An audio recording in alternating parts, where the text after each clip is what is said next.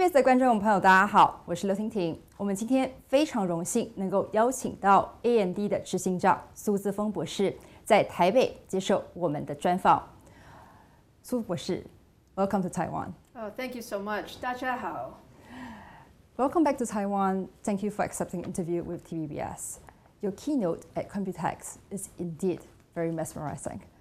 So the first question I have for you is, can you share your insights on the development process of the MI325X accelerator, which you shared during keynote?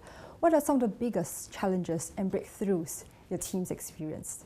Well, first of all, I have to say, thank you so much to everyone in Taiwan. It's been such a wonderful trip, and this time Computex is really special. You feel like there's so much energy and so much really everyone coming together in the ecosystem.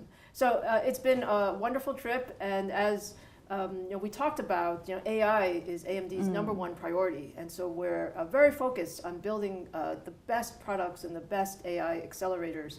And what we announced this week at Computex is that we're actually accelerating and extending our roadmap. So we're moving to every year a new product. So later this year, MI325, and then next year we'll go to MI350 and so on. So it's a very exciting time, and the key thing is to keep increasing the performance such that we can really deliver this new generative AI capabilities.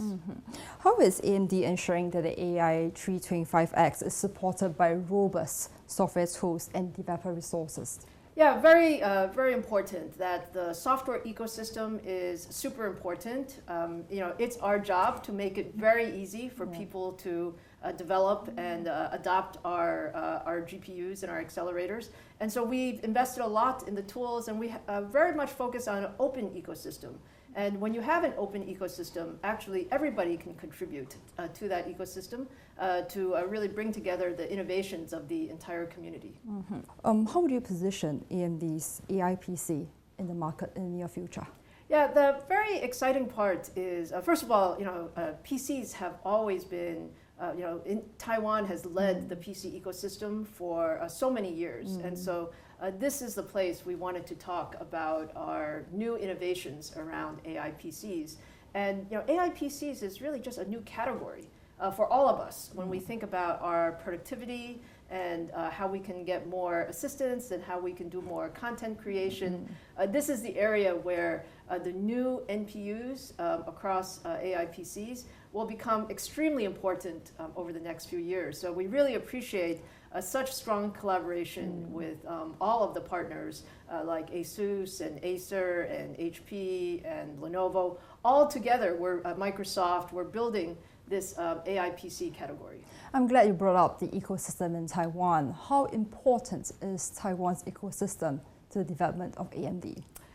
Taiwan ecosystem is extremely important. Actually, our entire product portfolio relies on the tremendous ecosystem in Taiwan. When we think about our supply chain partners, TSMC, our packaging partners, our testing partners, our design partners, our customers, everyone is here. And actually, we have a lot of employees here too. So we love Taiwan, love everything that we do here. And the key is everyone is together, and so they can work very, very close collaboration to accelerate new products to market. How has your meeting with the Taiwanese partners been like now?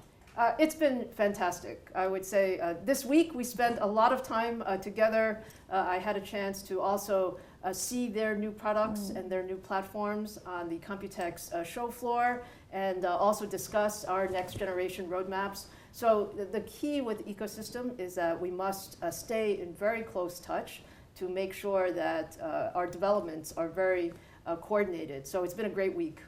Sufficient energy is crucial for AI workloads. Well, the White House actually is bringing up the new nuclear power plants. Taiwan actually adopts a non-nuclear green energy policy. So are you concerned about that regarding your suppliers? I think the most important thing that we all recognize is that power is very, very important as we go forward. And the computing capability can do so much, so we do need to invest in power actually around the world.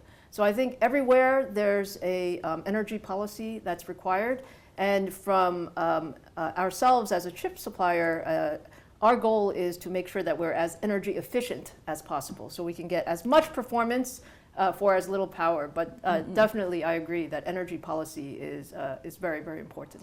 Given AMD's reliance on Taiwanese suppliers, and as you mentioned earlier, how do you address the concerns about the supply chain stability? Well, I think the most important thing we always think about is supply chain partners.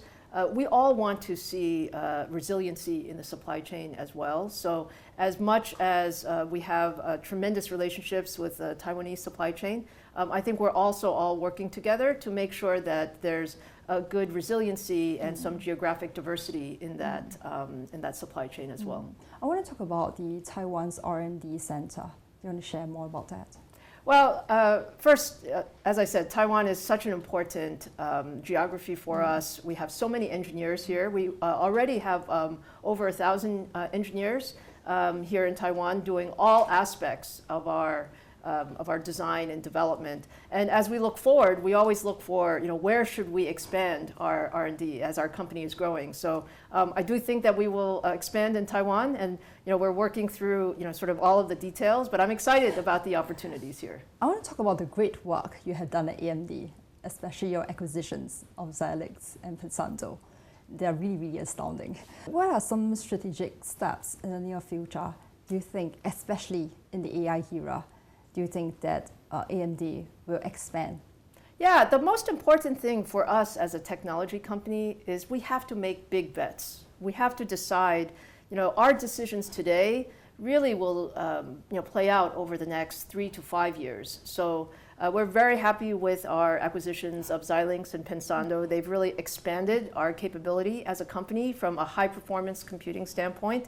And as we go forward, we'll continue to be very aggressive to add to our technology capability. And as you said, this AI era is special, it's different. It's the most important technology over the last 50 years. So we're going to invest very aggressively to gather all of the technology IP for that. This year also marks your 10th year as the CEO of AMD. So what vision do you have for the company, and where do you see AMD in the next decade? It's funny, sometimes 10 years sounds very long, and actually in technology it can also be very short. So our vision, my vision is AMD should be the high performance computing leader. And when we think about high performance computing over the next 10 years, I think the AI era is really going to define the next 10 years. So my mission, AMD's mission, is to be an end-to-end AI leader going forward. What advice do you have for young women interested in chip, interested in computer engineering as you once were? Well, I would say that engineering is a fantastic profession for women and for men, frankly. This is an opportunity. What I love about engineering is the ability to build something. We can build something, and that can actually go to help make the world a much, much better place. And that's something that I think is very special. So my advice to young men and women is really follow your passion and solve some very difficult problems, because our goal is to make sure that we're working on the most interesting and exciting and also the most difficult problems going forward, and engineers can help make that a reality. I think most of the Chinese audience have a very deep impression of you when you talk about you want to solve the hardest problems. So it is not easy. Your journey here, especially as the AMD CEO. How do you see yourself, working on this motto? How do you think this will inspire the younger generation? Well, when I look at the opportunity, I think the opportunity is what is so exciting going forward. And in my career, I've had the chance to work on a lot of interesting problems. Not always successful. Sometimes you make mistakes, but in that you learn so much. And we're at a place, especially in the technology world, where the pace of technology is actually accelerating very fast. And from that, we have the chance to really shape the industry going forward, shape our lives going forward. Everybody is using technology now in their lives, and from that standpoint, it's very easy to work on these things. It's a very exciting area. Last but not least, as the CEO of AMD, what does professionalism mean to you? Well, culture is very important in every company, and from AMD's standpoint, the culture that we've built is one where we're very ambitious. We're always trying to push the envelope on the next generation technology, building the best products, building the best technology. But it's also very important to be a very strong collaborator.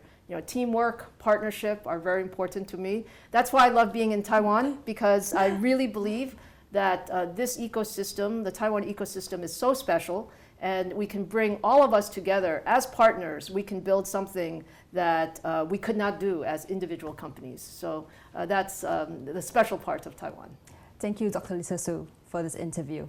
Thank you so much. And to all, Dr. Lisa Su.